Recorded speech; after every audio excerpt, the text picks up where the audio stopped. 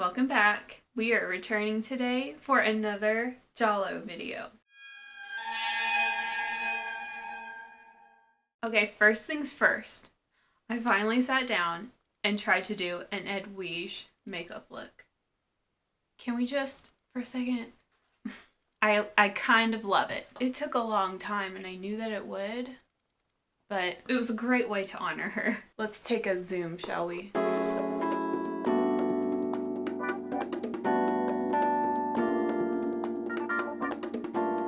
Okay. So this video might be kind of crazy, but I decided that I want to do it.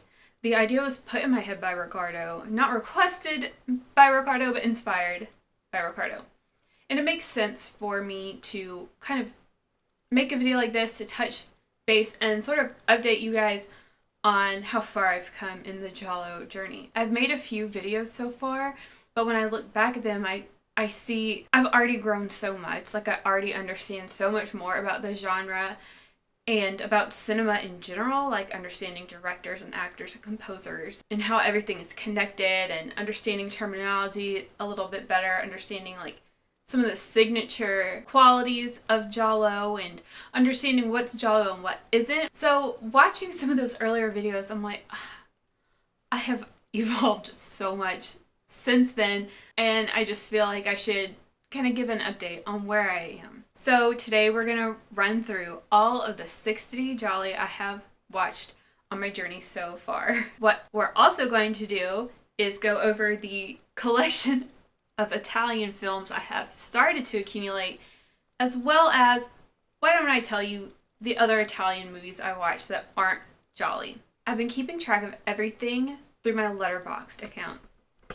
That's my cat messing with the tripod. So feel free to follow me on the Letterboxd. It's at anesthesia with 2 N's. I also want to say that the way I determine what is Giallo and what isn't is whether or not it is on the list of Gialli on Wikipedia, okay? I'm just going to run through this list, but I'm also going to give a tiny review, like maybe a one-word review, okay? And this is kind of in chronological order. First of all, Death Laid an Egg, love it. A Blade in the Dark, a favorite. Phenomena, amazing. I actually have ordered it on DVD and it's on the way, but it won't be here in this stack today. Opera, loved it. Deep Red, loved it. Blood and Black Lace, loved it. Death Smells on a Murderer, beautiful but weird. The Suspicious Death of a Minor, didn't like it. Case of the Bloody Iris, a favorite. Red Queen Kills 7 Times, a favorite. What Have You Done to Solange, a favorite. Your Vice is a Locked Room and Only I Have the Key, dramatic. Plot of Fear, didn't like it. Don't Torture a Duckling, good. Bloodstained Butterfly, good. Black Belly of the Tarantula, loved it. Eye in the Labyrinth, really good. Weekend Murders, no. Cat o' Nine Tails, loved it. Lizard in Woman's Skin, a favorite. House with the Laughing Windows, loved it. Strip Nude for Your Killer, really good. The Strange Vice of Mrs. Ward, a favorite. My most favorite, actually, that's my favorite Giallo. Trauma, it was good. The Fourth Victim, aka Death at the Deep End of the Swimming Pool, sadly, not good. Torso, a favorite. A Black Veil for Lisa, not good, but it was cool to see Haley Mills' dad. Death Haunts Monica, it was just kind of like, eh. The Washing Machine, horrible. You already know some of this if you've watched my other, like my most favorite and least favorite. So there is a little bit of repetition here, but I just feel like I need to do this video, okay? Case of the Scorpion's Tail, one of my favorites. Spasmo, another favorite. Amok, it's like, I didn't like it at first, but the longer I sit with it, I think I do like it. But it's like, it doesn't even matter because Barbara Boucher is so gorgeous in that movie that, like, you have to like it. Massacre, really bad. The Killer reserved 9 seats. I liked the setup, I liked the premise, but I feel like I didn't like the execution. However, that was early on. This was one of the first Gialli I watched. It belongs further up in the list. So I think it might be worth revisiting. The New York Ripper. I really like it. I made a video on it. Bay of Blood. It was great. Want to rewatch it though.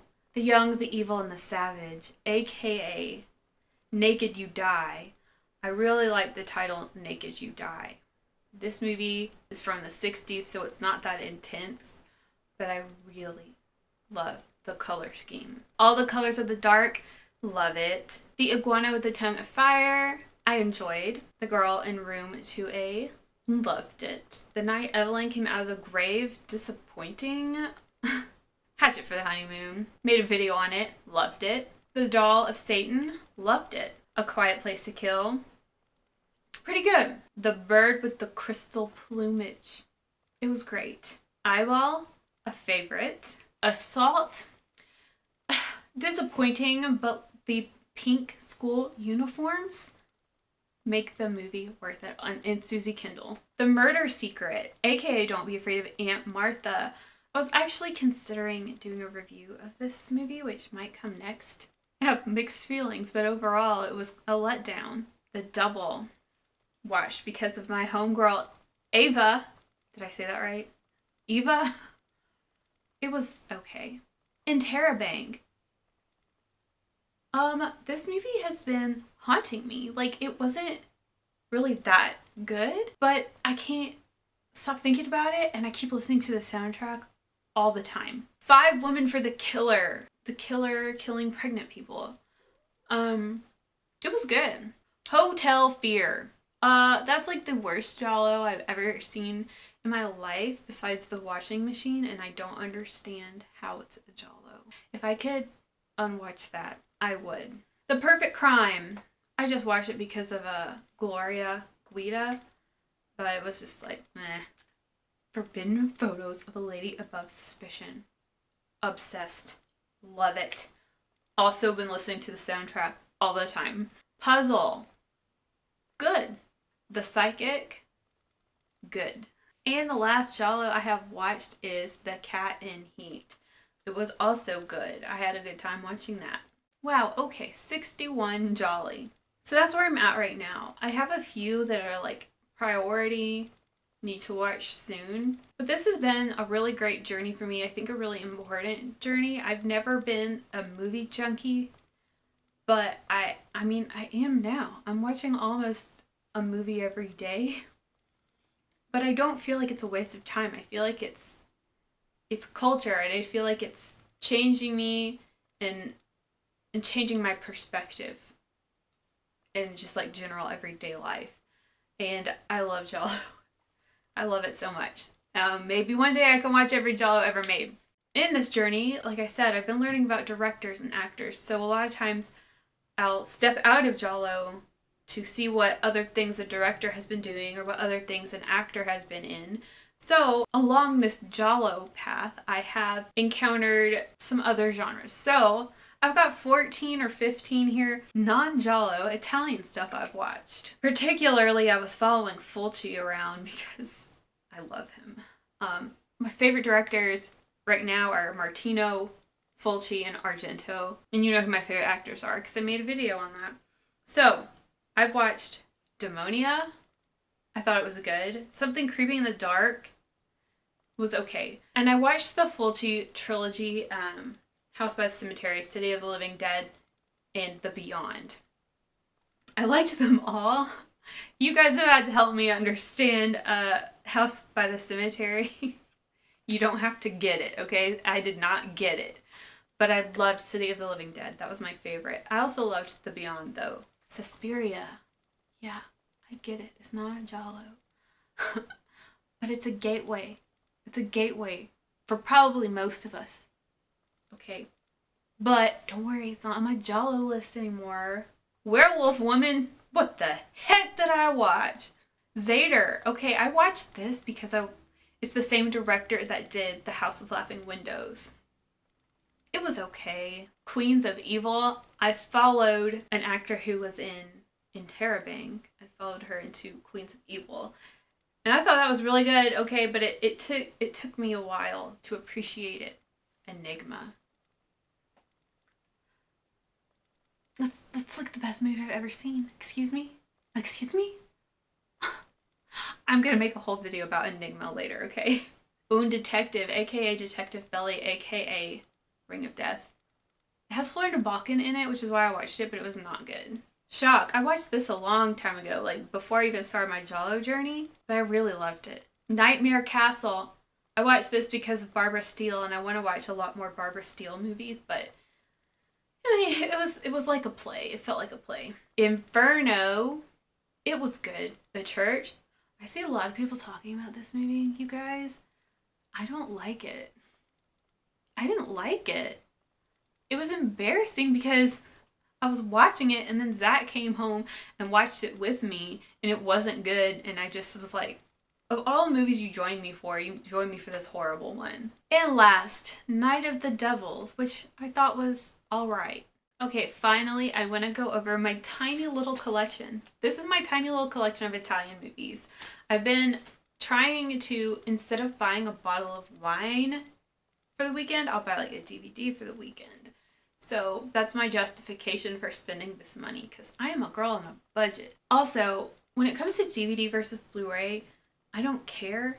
I don't give a crap, because what's important to me is just having it so I can watch it on command. Like, so I can watch it whenever I want to. I'm a girl who grew up with like downloads and burned CDs and watching TV on an antenna. So quality doesn't necessarily matter to me. It's accessibility that matters to me. So sometimes I get Blu-rays if there's not a DVD available, but I will usually just go for the DVD. I'm not going to be like one of those collectors. Y'all are awesome, but I just want to have access. That's the most important thing. So that's why you'll see some DVDs, some Blu-ray. The Strange Vice of Mrs. Ward, my favorite. This is a Severin release on DVD. Don't really like this cover, but my favorite Giallo. There you have it. Okay, next is What Have You Done to Solange? This is an Arrow video, Blu-ray / DVD release. And this has a reversible flip cover, so you can change it to this alternate cover if you want. But I hate this cover, so I had to switch it back. Like, as soon as I got it, I switched it to this one. I got the Blu-ray because it was on sale, and I think maybe there was no DVD available. But this is something that also doesn't make sense to me, is like, why do I have now a DVD and a Blu-ray of the same movie? That seems wasteful. Okay, next is Suspiria. I bought this probably a couple years ago. It was before I really started my Italian journey, but I knew that I loved Suspiria. Synapse Films. Do people want to know? I'm learning so much. I didn't even like really think about who was releasing these DVDs, if that makes sense. All the Colors of the Dark. Had to get it on Blu-ray because I think that was the only option. Enigma. I bought this so fast. Again, this is like the best thing I've ever seen. Severin release. I'll make a video on this really soon. And finally, The Case of the Bloody Iris. Blue Underground DVD. I am really proud of my cute little collection. I'm really proud of my cute little collection. And when it comes to actually purchasing a movie, I want it to be a favorite movie, like a must-have movie. I'm not gonna build a collection of like, this movie's okay. Like, I'm getting the top. This will be a highly curated collection, so I'm only buying my favorites. And like I said, I have Phenomena coming in the mail right now. Okay, and that's the list. I thought I just talked to you guys about like 75 movies. That's crazy. So I hope this kind of video was enjoyable. Let me know what kind of Giallo video ideas you have for me. Probably gonna make a video about Don't Be Afraid of Aunt Martha, and a video about Enigma, which is not a Giallo, but it's Fulci. And just thanks for coming along on this journey with me, and I'm really grateful that you guys are so welcoming and understanding of someone who's very new to this, and just encouraging and like always giving me recommendations, so thank you for that. And I guess that's all I have to say. Oh my gosh, I could ramble forever. And I will see you all next time. Ciao!